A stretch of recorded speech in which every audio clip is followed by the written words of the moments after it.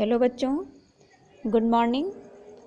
बच्चों, हम सभी नागरिक शास्त्र में लोकतांत्रिक अधिकार नामक अध्याय का अध्ययन कर रहे थे। बच्चों, इस अध्याय में सबसे पहले हम सभी ने अधिकारों के बारे में जाना कि अधिकार किसे कहते हैं। इसके बाद हम सभी ने गुआंतानामो बे जेल का उदाहरण पढ़ा और अब हम सभी जानेंगे सऊदी अरब में नागरिक अधिकार के बारे में।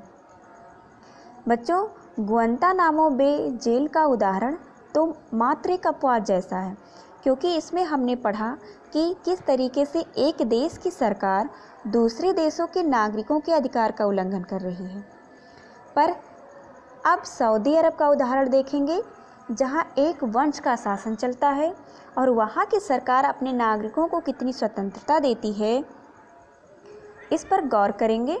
ठीक है बच्चों, तो आइए हम सभी जानते हैं सऊदी अरब में नागरिक अधिकार कि सऊदी अरब के नागरिकों को कौन कौन से अधिकार दिए गए हैं, कितनी स्वतंत्रता दी गई है, इन सब के बारे में हम चर्चा करेंगे।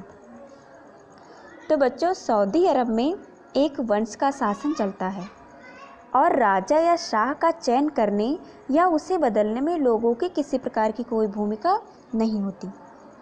यानी सऊदी अरब में एक वंश का शासन चलता है और राजा या शाह का चयन करने या उसे बदलने में लोगों की किसी प्रकार की कोई भूमिका नहीं होती। जबकि बच्चों, अगर हम किसी लोकतांत्रिक देश की बात करें तो हम यह देखते हैं कि वहाँ की सरकार को चुनने और बदलने में लोगों की सबसे बड़ी भूमिका होती है। लेकिन सऊदी अरब में ऐसा नहीं है।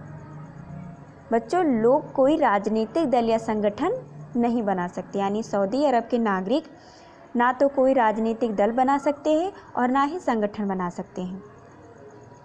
मीडिया शाह की इच्छा के विरुद्ध कोई खबर नहीं दे सकती। यानी मीडिया जो है वह भी स्वतंत्र नहीं है, वह भी शाह की इच्छा के विरुद्ध कोई खबर नहीं दे सकती है। जबकि बच्चों, लोकतांत्रिक देश में मीडिया स्वतंत्र होती है, वह अच्छा और बुरा दोनों प्रकार की खबरों को प्रकाशित कर सकती है। बच्चों, शाह द्वारा ही विधायिका और कार्यपालिका के लोगों का चुनाव किया जाता है। यानी शाह ही विधायिका और कार्यपालिका के लोगों का चुनाव करता है। जजों की नियुक्ति भी शाह करते हैं और वे अपने अधिकारों के जरिए उनके निर्णयों को पलट भी सकते हैं। यानी बच्चों, अगर हम देखें तो पाते हैं कि वहाँ की न्यायपालिका भी स्वतंत्र नहीं है। यानी जज का चुनाव भी शाह करते हैं और अपने अधिकारों का प्रयोग करके वह उनके निर्णयों को भी पलट सकते हैं। यानी जज भी शाह के विरुद्ध कोई निर्णय नहीं सुना सकते हैं।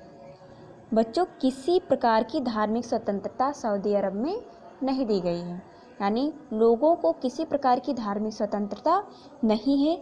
केवल मुसलमान ही यहाँ के नागरिक माने जाते हैं। यानी मुस्लिमों को ही वहाँ का नागरिक माना जाता है।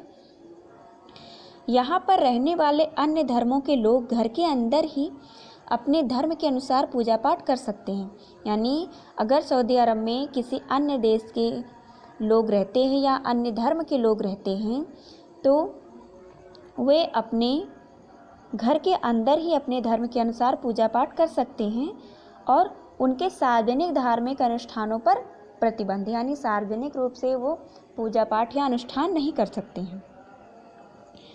बच्चों, महिलाओं को वैधानिक रूप से पुरुषों से कमतर का दर्जा मिला हुआ है। यानी महिलाओं को पुरुषों से कम दर्जा दिया गया है और उन पर कई प्रकार की सार्वजनिक पाबंदियां लगी हुई हैं।